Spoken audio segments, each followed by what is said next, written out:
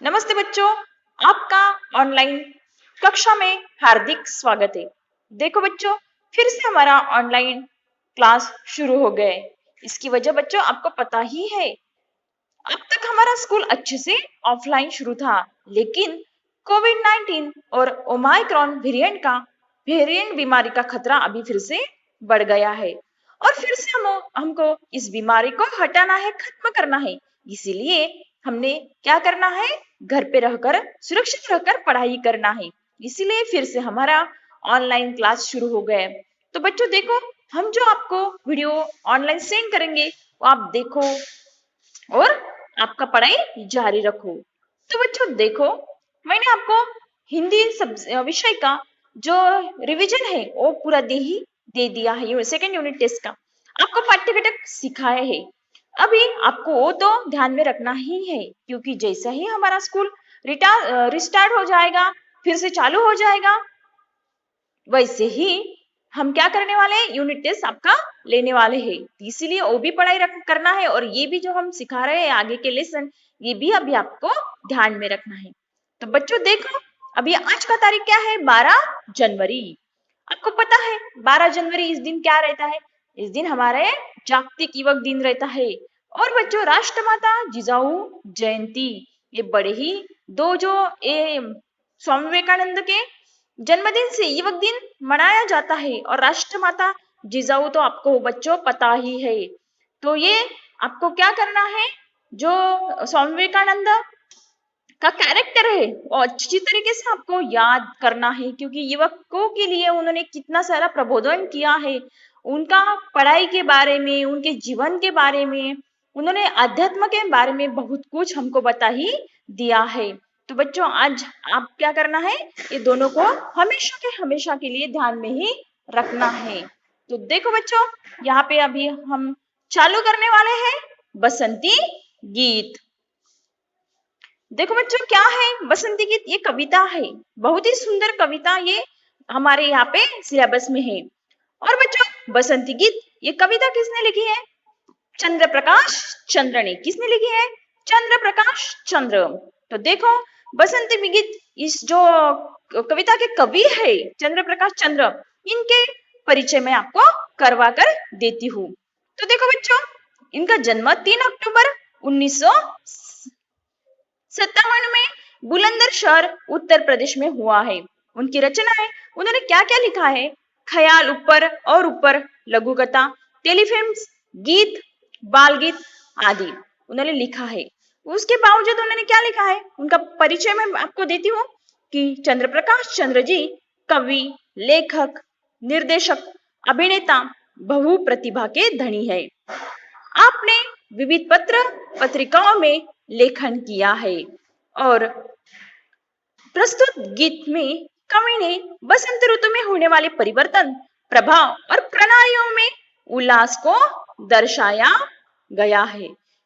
तो देखो बच्चों, आपको पता ही है कि आपको क्या करना है। अभी ये सभी बातों का आपने अच्छी तरीके से ध्यान करना है कि इसमें क्या क्या दिया है, इसका पढ़ाई आपको जारी रखना है।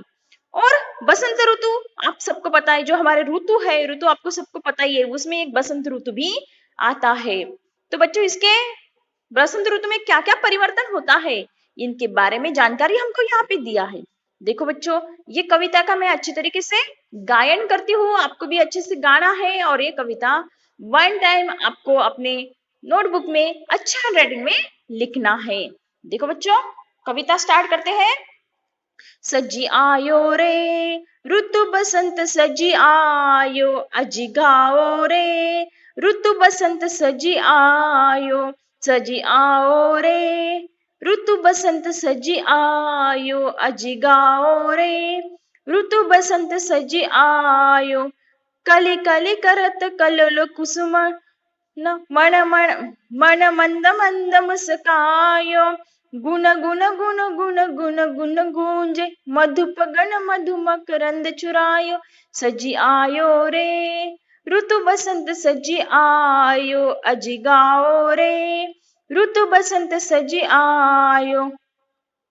बन बन बाग बाग बगियन में सुहनी सुगंध उड़ायो, ठुमकी ठुमकी मयूरा नाचत, गीत कोयलिया गावो, सजी आयो रे ऋतु बसंत सजी आयो, अजी गाओ रे ऋतु बसंत सजी आयो।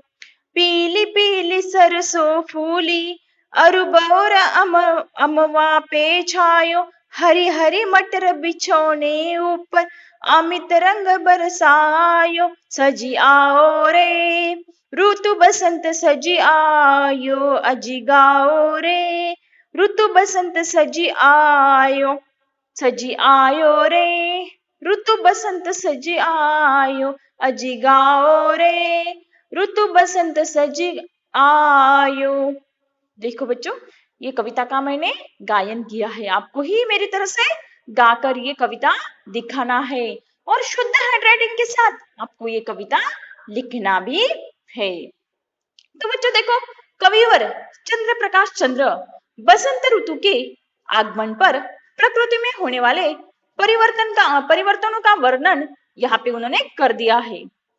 इस ऋतु में जिधर भी दृष्टि जाती है, चारों ओर सौंदर्य, सुगंध और उल्लास का वातावरण रहता है। अब देखो, आप बसंत ऋतु में वातावरण कितना उल्लासित हो जाता है, हमारा मन हमेशा प्रसन्न रहता है इस ऋतु में। तो बच्चों, अभी मैं इस कविता का आपको सरल अर्थ बताती हूँ। देखो, सजी आयो रे ऋतु बसंत सजी आयो, अजी गाओ रे ऋतु बसंत सजी आयो। देखो, बसंत ऋतु सज धज कर आ गई है। बसंत ऋतु जो है कैसा आया है, सज धज कर। हम कोई शादी में जाते तो कैसे जाते हैं, सज धज कर जाते हैं ना। उसी तरह ये बसंत ऋतु कैसा आया है, सज धज कर आ गया है। और सब बसंत के गीत गाओ। कवि क्या कहते हैं कि अभी सब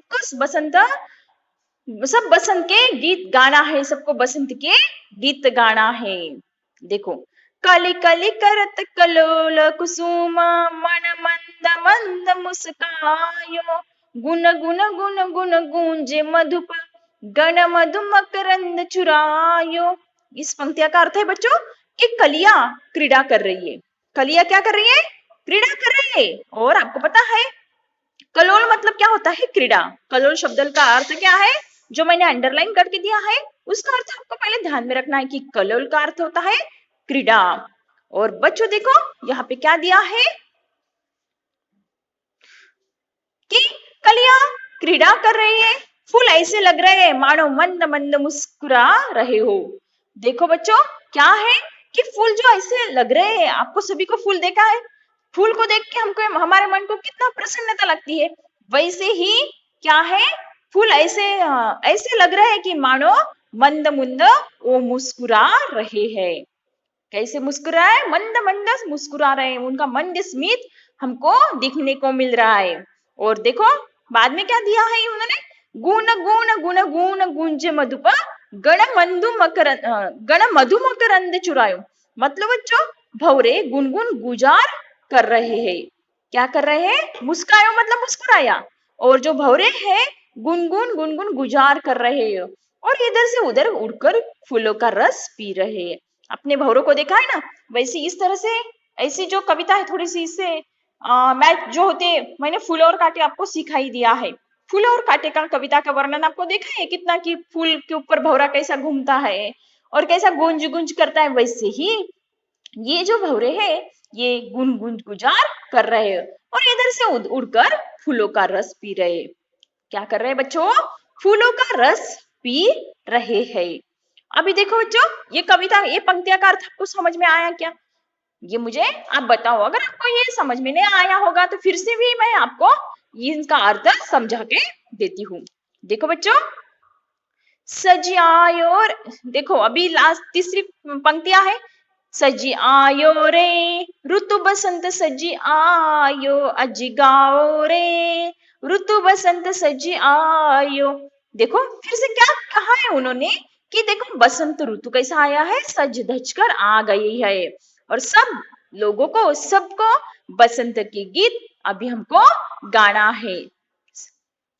फिर से देखो, बन बन बाग बाग बगियन में सुहनी सुगंध उड़ायो, ठुमकी ठुमकी मयूरा नाचत, गीत कोयलिया गाओ, सजी आयो रे ऋतु बसंत सजी आयो। इस पंक्तिया का अर्थ देखो बच्चों कि वनों में, बाग बगीचों में मनमोहक सुगंध उड़ रही है।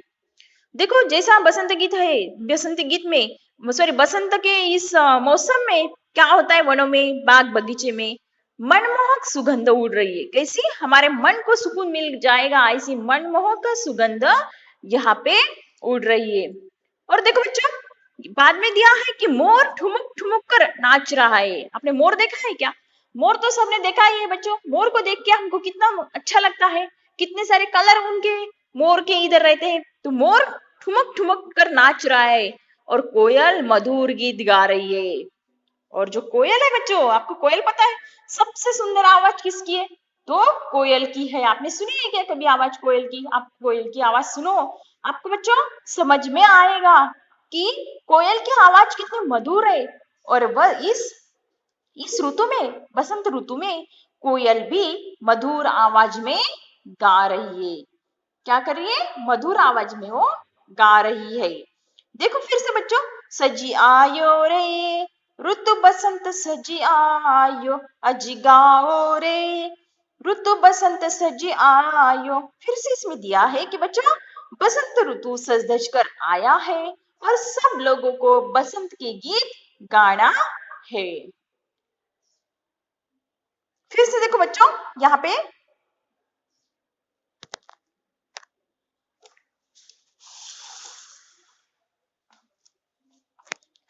पीली पीली सरसों फूली, अरुबोर अमवा पे छायो, हरी हरी मटर बिछोने ऊपर अमित रंग बरसायो, सजी आयो रे ऋतु बसंत सजी आयो, अजी गाओ रे ऋतु बसंत सजी आयो। देखो बच्चों यहाँ पे क्या दिया है कि खेतों में हर तरफ सरसों के पीले पीले फूल दिखाई दे रहे हैं। देखो चित्र में आपको कि यहाँ पे क्या दिख रहा है बच्चों को? पीले पीले फूल दिख रहे हैं। और यहाँ पे क्या है, वो फूल कौन से है? सरसों के है। कौन से है? सरसों के वो फूल है और वो पीले पीले दिख रहे हैं। फिर और दिया है कि अरु बोर अमुआ पे छायो, मतलब क्या है बच्चों कि आमों पर बोर आ गया है। पता है आपको आमों पर उस मौसम में क्या आता है, उस ऋतु में बोर आ जाता है और उस तरह आमों पे बोर आ गया है। और हरी हरी मटर बिछोने ऊपर अमित रंग बरसायो, मतलब बच्चों क्या दिया है यहाँ पे कि यहाँ पे दिया है कि मटर की फलियां इतनी अधिक है कि ऐसा लगता है मानो किसी ने हर बिछोना बिछा दिया है। क्या दिया है? मटर की फलियां इतनी ज्यादा है कि ऐसा लगता है किसी ने क्या किया, बिछोना बिछा दिया है। फिर बच्चों देखो और वहां पे दिया है कि उस पर बहुत में रंग बरसा दिए है और उसमें बहुत से रंग बरसा दिए है। और फिर देखो लास्ट में सजी आयो रे ऋतु बसंत सजी आयो, अजी गाओ रे ऋतु बसंत सजी आयो। हमको यही बताया गया है कि बसंत ऋतु आ गया है और सब सज धज कर आया है और सबको बसंत का गीत क्या करना है बच्चों? गाना है। देखो मैंने आपको कविता क्या करके दिया है, अच्छी तरीके से एक्सप्लेन किया है। बच्चों फिर से आपको एक बार ये मैं एक्सप्लेन करके बताती हूँ। आपको इस कविता की पंक्तियां का अर्थ क्या करना है बच्चों? ध्यान में रखना है। तो देखो फिर क्या है दिया है कि देखो फिर से मैं अभी तक कविता का गायन करती नहीं हूँ, डायरेक्ट आपको अर्थ बताती हूँ कि देखो बच्चों बसंत ऋतु सज धज कर आ गया है और सब बसंत की गीत गाना है, ऐसा कवि ने हमको बताया है। फिर देखो बच्चों कली कली जो करत कलोल कुसुम मन मंद मंद मुस्कायो, इसका क्या दिया है कि कलियां क्रीड़ा कर रही है और फूल ऐसे लग रहे हैं कि मानो मंद मंद मुस्का रहे। और बच्चों भौरे गुनगुन गुजार कर रहे हैं और इधर से उधर उड़कर फूलों का रस पी रहे हैं। सजी मतलब बच्चों सच कर। तो बच्चों देखो भौरे गुनगुन गुजार कर रहे हैं और इधर से उधर उड़कर फूलों का रस पी रहे हैं। कलोल मतलब बच्चों क्रीड़ा। मुस्कायो मतलब मुस्कुराया।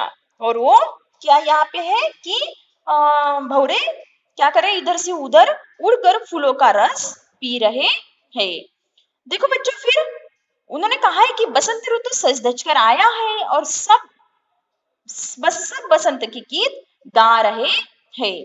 बाद में देखो बच्चों क्या है इस कविता में कि वनों में बाग बगीचों में मनमोहक सुगंध उड़ रही है। बसंत ऋतु में वनों में बागों में क्या होता है, मनमोहक सुगंध उड़ता है, उड़ रहा है। और मोर भी है, आपने मोर सभी ने देखा, ये मोर का चित्र, मोर को आपको रियल में भी देखा होगा आपने। तो मोर ठुमक ठुमक कर नाच रहा है। क्या कर रहा है बच्चों, ठुमक ठुमक कर नाच रहा है। और कोयल मधुर गीत गा रहे हैं। कोयल क्या कर रहे हैं, मधुर गीत गा रही है।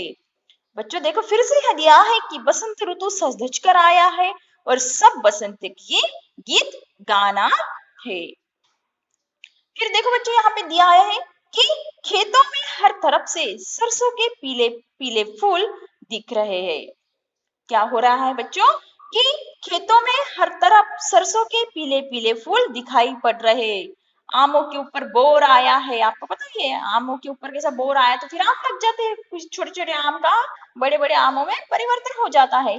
और मटर की फलियां, पता है आपको मटर की फलियां इतनी अधिक है कि उनको देख के बच्चों ऐसा लगता है कि मानो किसी ने हरा हरा बिछोना बिछा दिया है।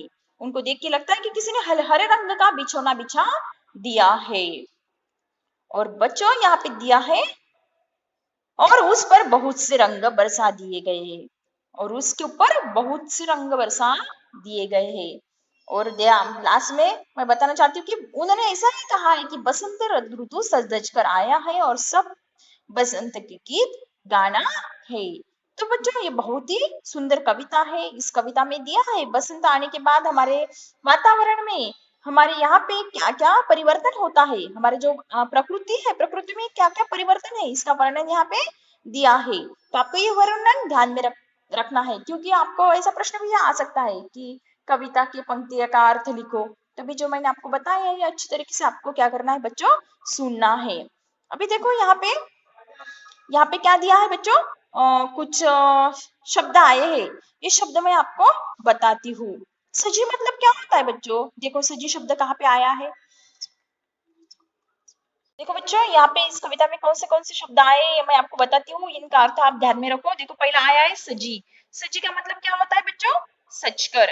क्या होता है, सचकर। उसके बाद बच्चों कलोल ये शब्द जो आया है, कलोल का शब्द है क्रीड़ा। कलोल मतलब क्या होता है बच्चों, क्रीड़ा। फिर है देखो यहाँ पे दिया है मुस्कायो। मुस्कायो मतलब क्या होता है बच्चों, मुस्कुराया, मुस्कुराया। ओके। फिर दिया है हमको यहाँ पे बगियन। बगियन मतलब क्या होता है बच्चों, उपवन। आपको पता है बगियन मतलब उपवन। उसके बाद दिया है बच्चों मयूरा। मयूरा मतलब मोर, सबको पता ही है मयूरा का अर्थ क्या होता है, मोर। अमवा मतलब क्या होता है बच्चों, आम। यहाँ पे दिया है अमवा। देखो यहाँ पे अमवा मतलब क्या होता है, आम। आयो मतलब बच्चों आया। आया मतलब क्या होता है, आया।